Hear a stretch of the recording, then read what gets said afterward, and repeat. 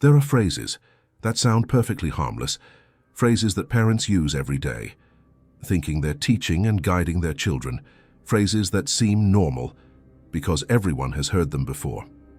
But Carl Jung, he uncovered something deeply disturbing about these phrases. They don't educate, they kill. They kill the child's soul. Without leaving visible scars, they kill the true self, while forcing the creation of a false self, purely for survival. They kill the ability to feel, to trust, to love. And, the most chilling part of all, the child doesn't even realize that they're dying inside. In the next few minutes, I'm going to reveal the 7 most destructive phrases that parents say to their children.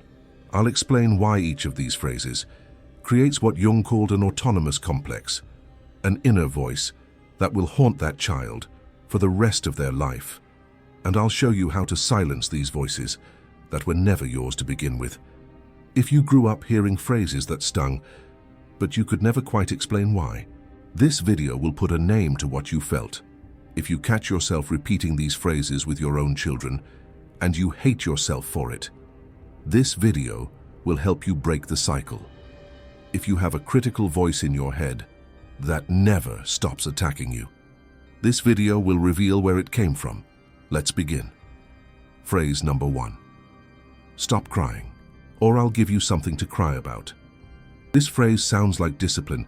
It sounds like the parent is teaching the child to be strong, to toughen up. But what the child hears is something entirely different. The child hears, your emotions are unacceptable. Showing vulnerability is dangerous. If you feel, you will be punished. Jung explained that young children live in what he called mystical participation. Up to around the age of 7, the child cannot separate what they feel from who they are. When you tell a child to stop crying, you're not just saying stop making that noise, you're saying stop being who you are in this very moment. And the child, who needs the love of their parents to survive, does the only thing they can do. They kill the part of themselves that cries. They shove that part into the shadow. They learn to dissociate from their own emotions. The result? Adults who can't cry, even when they desperately need to. Adults who feel numb, disconnected from their own emotions. Adults who explode with anger because they never learned how to process sadness. The phrase "stop crying" didn't teach strength. It taught dissociation, and dissociation is the price we pay for surviving in environments where our emotions weren't welcome. Phrase number 2. You're too sensitive. You're overreacting. This phrase is even more dangerous because it sounds like caring. The parent seems to be helping the child to see reality in a more balanced way. But what this phrase really does is destroy the child's trust in their own perception. Jung would call this emotional gaslighting. When you tell a child that they are overreacting, you are saying your perception of reality is wrong. Don't trust what you feel. And the child, who is still learning to trust themselves, internalizes this message. The result is devastating. Adults who never trust what they feel. Adults who need constant external validation because they've learned that their internal perception is flawed. Adults who stay in abusive relationships because they've learned to doubt themselves. The phrase "you're too sensitive" didn't teach balance. It taught self-doubt. And self-doubt is the foundation of all forms of abuse that we tolerate in adult life. Phrase number 3. After all I've done for you. This is the phrase of guilt. The phrase that turns love into debt. The phrase that teaches the child that they will never be good enough to repay what they've received. Jung identified this dynamic as transactional love in healthy families. Parents care for their children because that's what parents do, without expecting payment, without creating debt. But in dysfunctional families, every act of caring comes with a price, and the child grows up feeling that they owe their parents a lifetime of obedience in exchange for the basics that they should have received unconditionally. The result? Adults who can't receive, without feeling guilt.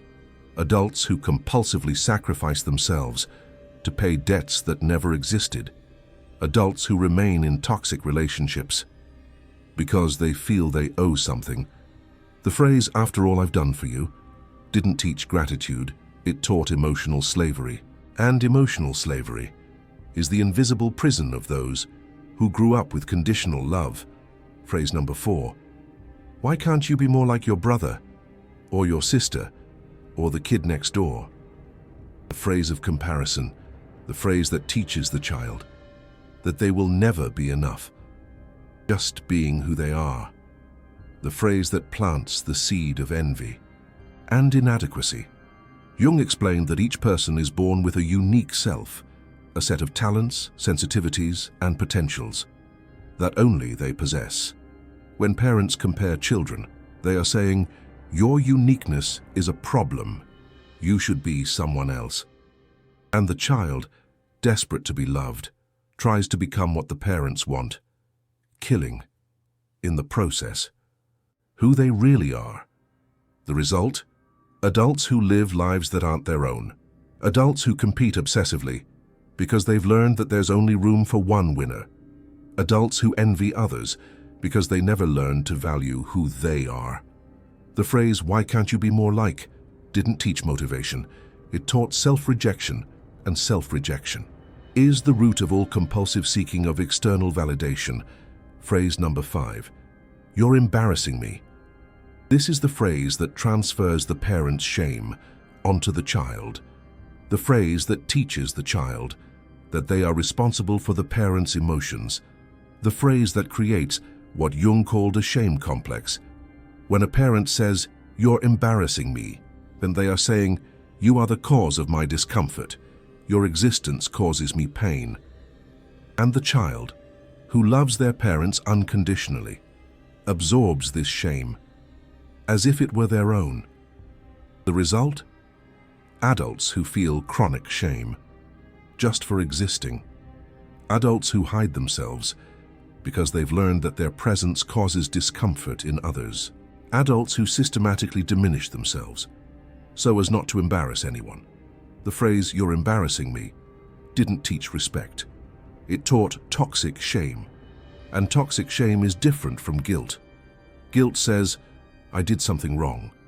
Shame says, "I am wrong." Phrase number 6. That didn't happen. You're imagining things. You're imagining it. This is the phrase of pure gaslighting. The phrase that teaches a child that their perception of reality is a lie. The phrase that lays the groundwork for accepting abuse. Because you've learned not to trust yourself. Carl Jung understood that psychic reality is as real as physical reality.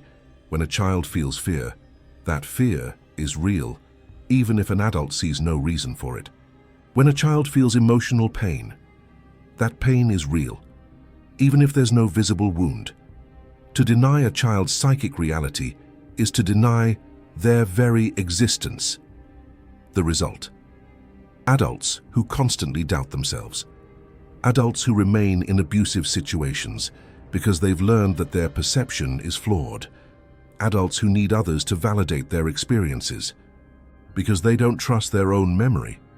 The phrase, "It was nothing," as didn't teach perspective. It taught insanity, because making someone doubt their own perception is the exact definition of gaslighting. Phrase number 7. I love you, but.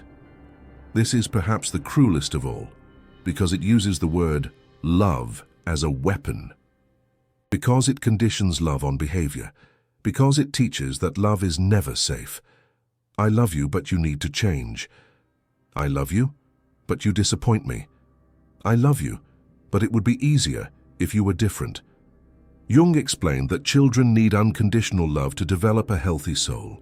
They need to know that they are loved for who they are, not for what they do. When love always comes with a but, the child learns that love is conditional, that they need to perform to deserve affection, that who they are will never be enough. The result? Adults who constantly perform in relationships. Adults who can't relax because they're always waiting for the but. Adults who sabotage healthy relationships Because unconditional love seems wrong. The phrase, "I love you," but didn't teach love. It taught fear of love. And fear of love is the invisible prison of those who grew up with conditioned affection. These are the 7 phrases that kill a child's soul. Now let me explain what happens on a psychological level when these phrases are repeated. Jung discovered that phrases repeated in childhood don't just stay in memory.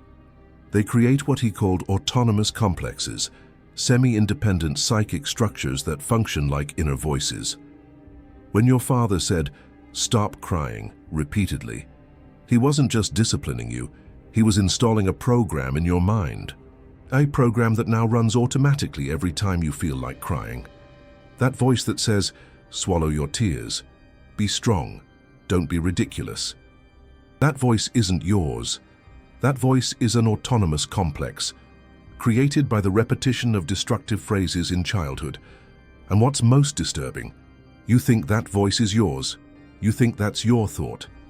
You think that's your opinion about yourself, but it's not. It's the voice of your father, of your mother, of the adults who raised you, installed so deeply that it seems part of who you are. Jung said that until you make the unconscious conscious, it will direct your life, and you will call it fate. These voices are directing your life, and you are calling it your personality. Now comes the most important question. How do you silence these voices? The first step is recognition. You need to identify which of these 7 phrases you heard in childhood. Not intellectually, viscerally. You need to remember specific moments. You need to feel in your body what you felt as a child. The second step is separation. You need to understand that this critical voice isn't yours. It was installed. It was programmed. It was repeated until it seemed true. But it's not true. It's just an old recording playing on a loop. The third step is questioning. Every time the critical voice appears, ask, whose voice is this? Is this my thought? Or is it a recording of my father? Is this truth? Or is it something I was told so many times that I believed it? The fourth step is reparenting. You need to give yourself what you never received. If you heard, "Stop crying," you need to give yourself permission to cry. If you heard, "You're too sensitive," you need to validate your sensitivity as a gift, not a defect. If you heard, "I love you," but you need to learn to love yourself unconditionally. This work isn't quick. Complexes that took years to form don't disappear in a week, but every time you identify the voice, every time you question its origin, every time you choose not to obey it, you weaken the complex. Jung said that the goal isn't to eliminate the complexes. The goal is to integrate them consciously, to transform these voices from masters into servants, to use the energy they carry for growth instead of destruction. If this revelation about the 7 phrases touched something deep within you, I need to share something. This channel exists because some truths need to be told, because some wounds need to be named, because some children grew up without knowing that the voices in their head were never their own.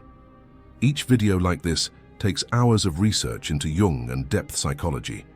Each phrase is carefully chosen to validate your experience without re-traumatizing. When you click the Super Thanks button down below, you're not just supporting a channel, you're saying that this truth about destructive phrases needs to be known, that other people need to understand where the critical voice comes from, that the silence about verbal abuse needs to end. You become part of a community of people who are breaking generational cycles, who are silencing voices that were never theirs. Now let me tell you something that few therapists explain. These phrases weren't invented by your parents, they heard them too, from their parents, who heard them from their parents, who heard them from their parents. Jung called this the generational transmission of complexes. Your father didn't wake up one day and decide to tell you to stop crying. He said it because it's what he heard, because that's how he was programmed, because it's the only way he knew how to deal with emotions. This isn't an excuse. Understanding the origin doesn't eliminate responsibility, but understanding the origin allows for something crucial: compassion. Your father wasn't a monster trying to destroy you. Your father was a wounded child who never healed his own wounds, and those wounds leaked onto you. Through phrases, repeated, daily. When you understand this, something changes. You stop waiting for your parents to acknowledge what they did. You stop waiting for an apology. That's probably never coming. You take responsibility for your own healing, not because your parents deserve to be forgiven, but because you deserve to be free. And here's the most important part. If you have children, you are repeating these phrases, not because you're a bad person, but because unhealed complexes repeat automatically. The voice that your parents installed in you now comes out of your mouth to your children. The cycle continues unless you consciously choose to break it. Carl Jung said that the greatest gift we can give our children is our own individuation. When you heal your wounds, you stop passing them on. When you silence the critical voices, you stop installing them in your children. When you become conscious, you interrupt the generational transmission. So if you have children, this work is urgent, not just for your children, for you, because you deserve to live without those voices. You deserve to trust your perception. You deserve to feel your emotions without guilt. You deserve to be loved unconditionally, starting with yourself. Now, let me tell you the story of someone who carried these phrases for 40 years before understanding what was happening. Her name was Sarah. She was 42 years old when she came to the office of a Jungian therapist, saying she didn't know who she was anymore. She said, "I have a voice in my head that never stops criticizing me, no matter what I do. This voice says it's not good enough." The therapist asked, "Whose voice is that?" Sarah was confused. "It's my voice. They're my thoughts." The therapist said, "Has that voice always been yours, or was it installed?" In the following weeks, Sarah began to investigate. She realized that the critical voice used specific phrases. "You're overreacting. Stop being so sensitive. After everything we've done for you." One day during a session, Sarah had a memory. She was 6 years old. She was crying because her dog had died. Her mother looked at her and said, "Enough already, it's just a dog, you're exaggerating." And then, "Stop crying, or I'll give you something to cry about." Sarah remembered the exact moment. She stopped crying, not because the pain went away, but because she learned that showing pain was dangerous. She pushed the sadness inside, into the shadow, and she never managed to really cry again. At 42 years old, Sarah finally understood the critical voice in her head was not hers. It was her mother's voice, installed at age 6, repeated for decades, mistaken for her own identity. And when she understood that, something began to change. She began to identify the moments when the voice appeared, and instead of obeying automatically, she would start questioning. Whose voice is this? Is this true? Or is it an old recording? The process was slow. Complexes that take decades to form don't disappear in weeks, but little by little. Sarah was recovering parts of herself, the sensitivity that had been called overreacting, the tears that had been forbidden, the emotion that had been pushed into the shadow. At 45 years old, Sarah cried for the first time in almost 40 years, not from sadness, from relief, for finally being able to be who she always was. Now let me show you something that Jung discovered about where these phrases are stored. They aren't just in the mind, they're in the body. When your dad said, "Stop crying," your body learned to contract the muscles of the throat, of the chest, of the diaphragm. Your body learned to hold back the crying, physically. When your mom said, "You're embarrassing me," your body learned to hide the slumped shoulders, the lowered head, the posture that tries to occupy less space. Your body learned to make itself small, so as not to embarrass anyone. Jung and Wilhelm Reich, who studied the psychology of the body, discovered that unhealed traumas are stored in the muscles. They called this body armor, chronic tensions, that the body develops to protect itself from emotions that were forbidden. And that's why many people feel physical symptoms when they try to change, when you try to cry. After years without crying, your throat locks up. When you try to express yourself, after years of hiding. Your chest tightens when you try to receive love. After years of conditional love, your body goes on alert. Healing isn't just mental. Healing needs to include the body. It needs to release the tensions that were created to protect itself from forbidden emotions. It needs to relearn to breathe deeply, to occupy space, to allow emotions to flow. This can be done in various ways: conscious body work, breathing exercises, expressive movement, somatic therapy. The important thing is to understand that the critical voice isn't just in your head, it's in your body. And to silence it completely, you need to work on both levels. Now let me tell you about a pattern that Jung identified. The people who suffer the most from these phrases are the most sensitive. Sensitive children absorb more, feel more deeply, are more affected by words. And that's why, ironically, they are the ones who hear "you're too sensitive" the most. Jung called this intuitive temperament, people who are born with greater sensitivity to the emotional environment, who pick up on nuances that others don't perceive, who feel pain more intensely. These people are not defective. They are different, and in healthy families.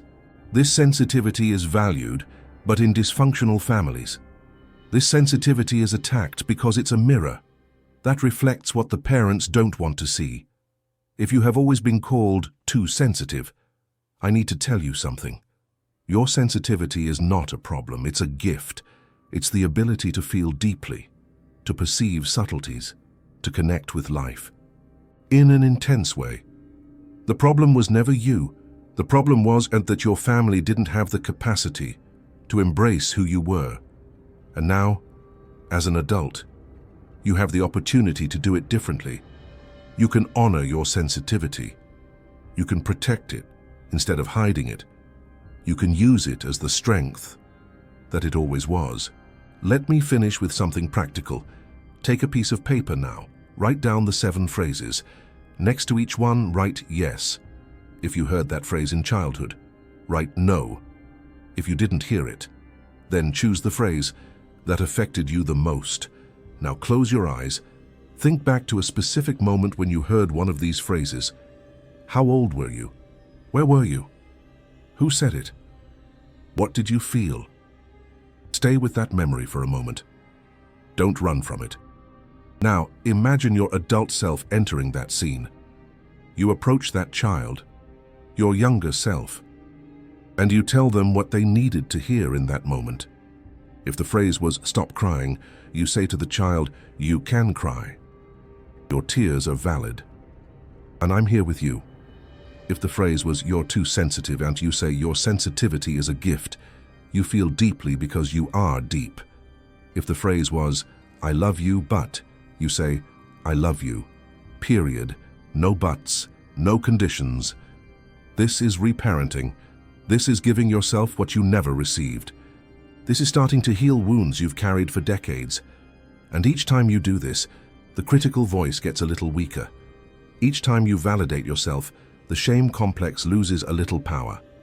Each time you choose the loving voice instead of the critical voice, you are rewriting your story. You can't change the past. You can't erase the phrases you heard, but you can choose which voice will guide your future. The 7 phrases that kill a child's soul killed parts of you, but those parts didn't truly die. They went into the shadow. They are waiting for you to retrieve them. Carl Jung called this process individuation, becoming whole again, integrating what was fragmented, rescuing what was lost. And it's never too late to start. No matter how old you are, no matter how many decades you've carried these voices, the child who heard those phrases is still inside you, waiting to be seen, validated, loved unconditionally. You can be the adult they needed. You can say the words they never heard. You can finally give them what your parents couldn't give. And when you do that, something magical happens. The critical voice starts to lose strength.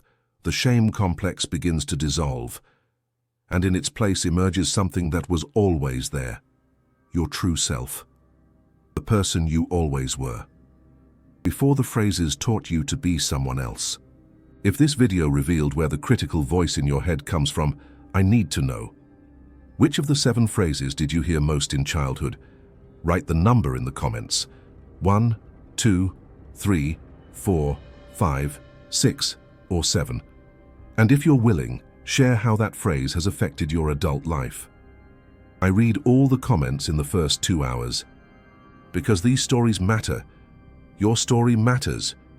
And the silence about these soul-killing phrases needs to end. Subscribe and hit the bell. There's so much more to reveal about the childhood wounds that shaped who we've become. And remember, the critical voice in your head isn't yours. It was installed. And everything that was installed can be uninstalled. You just have to start. Carl Jung spent his entire life studying how we become who we are, and he discovered that most of what we think we are was built in childhood, by the words we heard, by the emotions that were allowed or forbidden, by the looks we received. But he also discovered something hopeful. The human psyche has an incredible capacity to heal. The true self never truly dies. It goes into the shadow, but it remains alive, waiting to be rescued. And it's never too late for that rescue. No matter how old you are, no matter how many decades those voices have controlled your life, you can start now. One phrase at a time and one voice at a time. One part of yourself at a time. The 7 phrases that kill a child's soul did damage, but they didn't destroy you completely. If you're watching this, it's because something inside you is still alive, something that wants to be free, something that wants to finally be who you always were. Honor that part of yourself. It survived everything. It deserves to finally have a voice, and you deserve to finally hear it.